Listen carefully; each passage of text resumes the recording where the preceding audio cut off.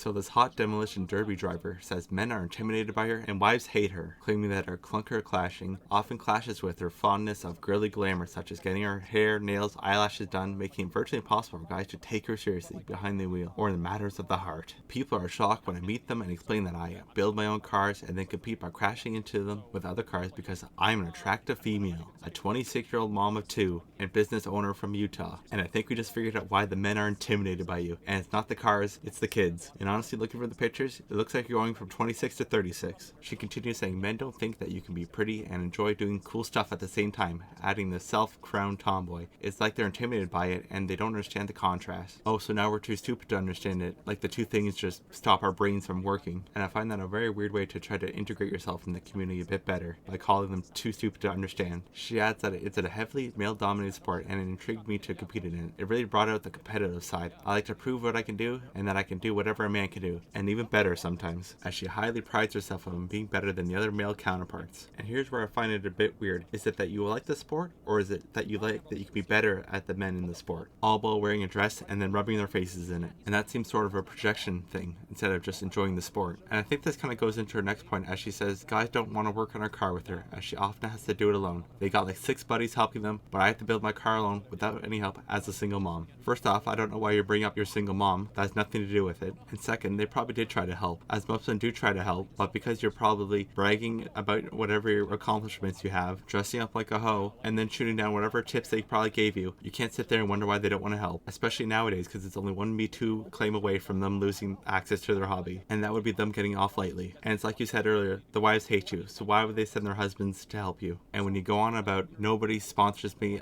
all this has to come out of my pocket, yeah, it's a hobby. Most hobbies start out of pocket, and you have to work up to get those things, if they happen at all. And you have 23 million followers on TikTok, so that's your fault that nothing's happening. So no, you don't have to work twice as hard. If anything, it's a bit easier for you. And that's basically what the rest of this article goes on to say, as she basically goes on to blame everybody else, when the problems should be very apparent. As the men aren't intimidated by you, they just want nothing to do with a single mom that can Me Too them at any time, who thinks they're stupid and is so full of herself, she can do it better, all in heels. And this is a textbook definition of a gas up mid, who seems more interested in destroying these guys' hobbies instead of destroying the cars.